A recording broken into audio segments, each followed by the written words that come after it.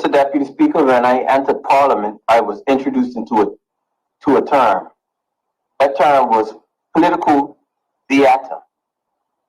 And I think what we are seeing today from the opposition is a demonstration of that particular term that was introduced to me by the opposition leader and the Shadow Minister of Finance, the Honorable N.H. Curl Simons.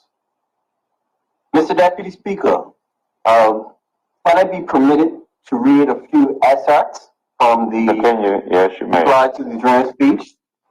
On page 1, it reads, Mr. Speaker, on the economic front, the societal disruption in Bermuda has been grave. Let's face it, we are just not prepared for this type of catastrophic event. It was a shock to our economy. It was a stress test that revealed Bermuda's fiscal management under the Progressive Labour Party government was seriously lacking. Mr. Deputy Speaker, he goes on to say on page 7 of that very same document, Mr. Speaker, many Bermudian residents see the budget as a very aspirational and one that lacks details. It provides very little hope and is likely the most non-specific budget statement ever presented. Mr. Deputy Speaker, it goes on to state, Mr. Speaker, the purpose of the budget statement is to give the public two specific things: a report and analysis of the government's finances for the past fiscal year within the context of the overarching external conditions and government's objectives. And 2, the government's plan for the country for the next fiscal year and how those plans will affect government's revenues, expenditures, and balance sheets. On page 8, which will be my final quote, he says, Mr. Speaker,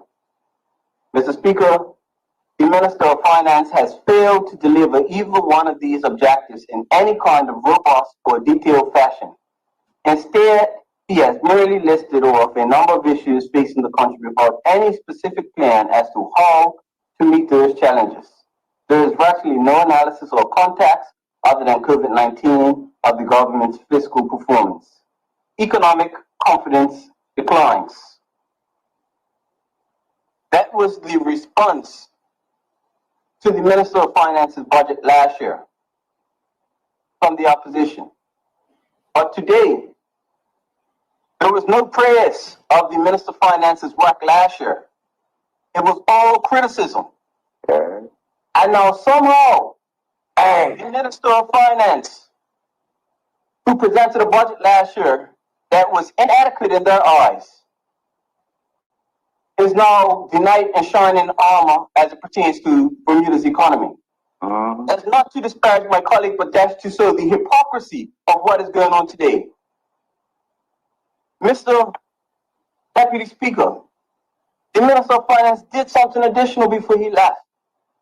He released to this country an economic recovery plan. That recovery plan talked about a future trajectory for economic development. It also talked about fiscal policy restraints. This government has a plan in place to how we'll move forward. It said it me last year, right before the budget, and we lost one of our key financial gurus. A mentor of mine, a football coach of mine, Mr. Anthony Mendes.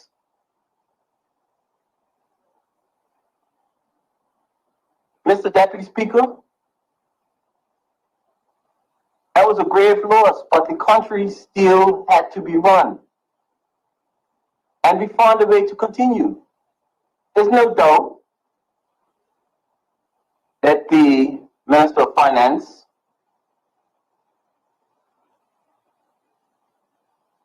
possessed the skill set and capability to navigate us through our financial and fiscal policy decisions. But Mr. Speaker, this government, not just the Minister of Finance, the former Minister of Finance, but this government has a plan. And then that plan that was released, it spoke about one thing: us adjusting ourselves to combat the economic woes of the pandemic. The opposition would want the world to believe that the country's economic woes are a result of some financial mismanagement. If we look at the economic performance as we were closing off 2019, the trajectory was extremely positive. Something happened, Mr. Deputy Speaker, in 2020, and it was a pandemic. The healthcare crisis led us to an economic crisis. From day one, we knew tough times were ahead.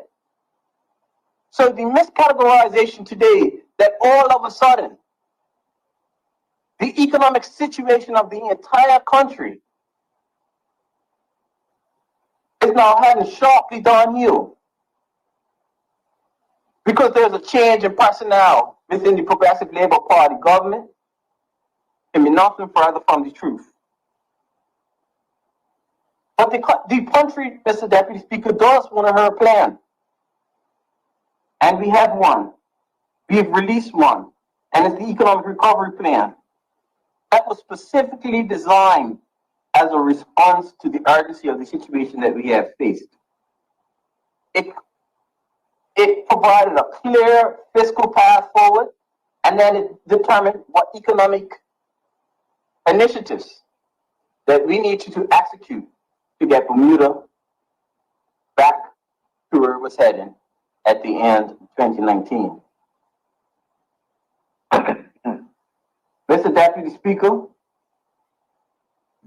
there's a lot of talk about what has been done and in terms of how we support persons who are struggling within our economy. Mr. Deputy Speaker,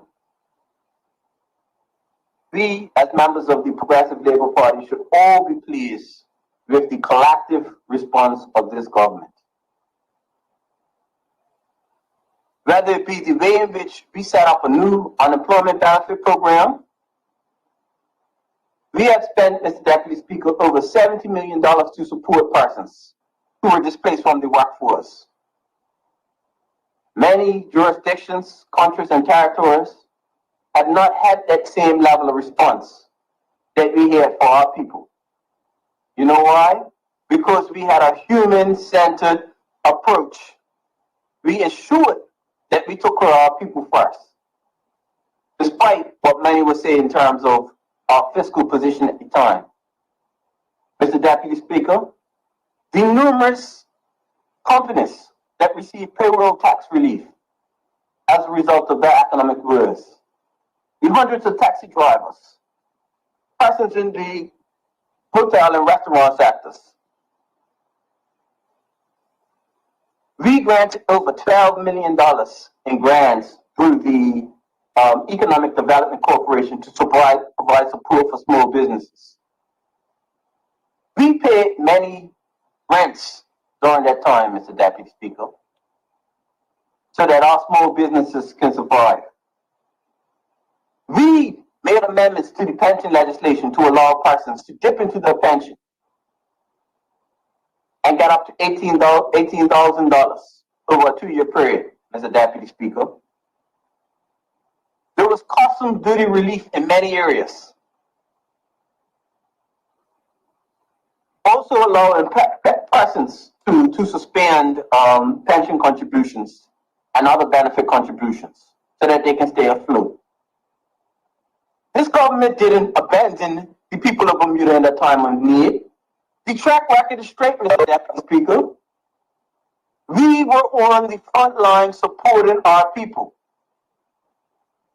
Our MPs, despite the pandemic, continued to knock on doors to see if people were in need. We continued with our feeding programs. Mr. Deputy Speaker,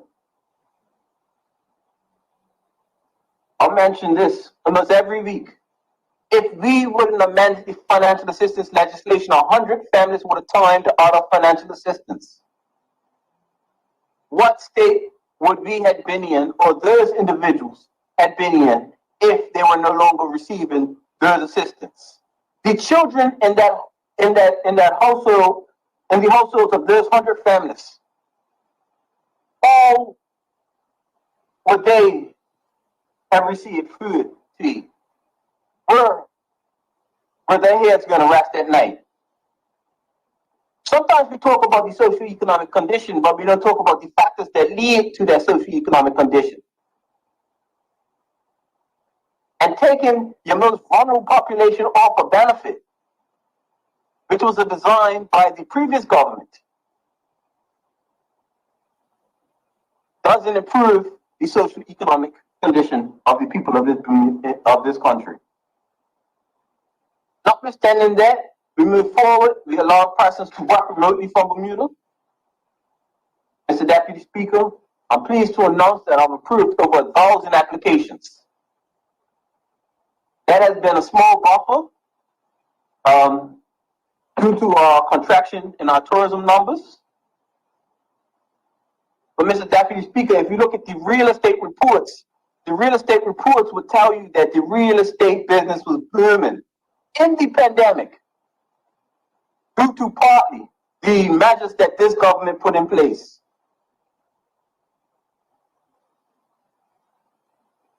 Mr. Deputy Speaker, our program moving forward will contain strong fiscal policy. It will contain strong labor market support, and it will also contain strong specific sectoral reforms. We haven't turned our back on the workers of this country, Mr. Deputy Speaker, and in fact, we increased the benefits and protections by expanding provisions in the Employment Act. Mr. Deputy Speaker, you will have Labor Advisory Council quarterly meetings commence shortly, and we will be further putting recommendations for more benefits to the working class people of this country. See, this government can walk and chew gum at the same time. We can ensure that we have sound financial stewardship, and we can ensure that we're doing things in terms of what will lead to a level of social development.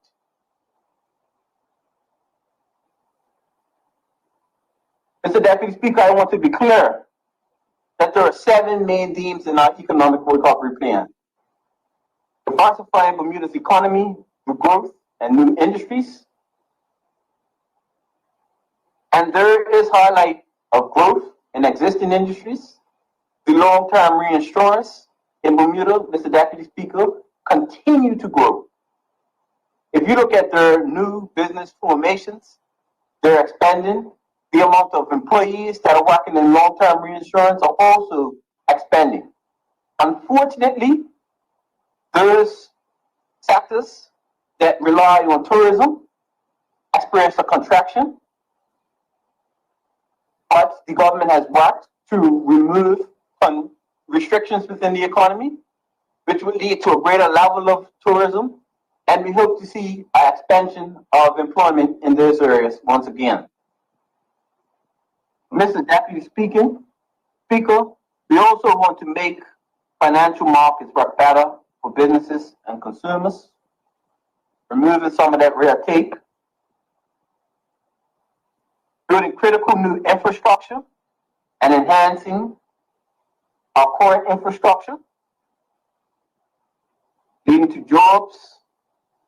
We want to see a new waste management facility timed in with a revamp of Times Bay. They say we need to expand our residential population. But a key feature of our plan is expanding Bermuda's residential population to counteract the negative impact of changing demographics. Mr. Deputy Speaker, you know as well as I do that Bermuda's population is aging. You know that there will be more people leaving the workforce than entering the workforce. You know that that skews our dependency ratio. So this government is well aware and cognizant that we need to bring in more persons.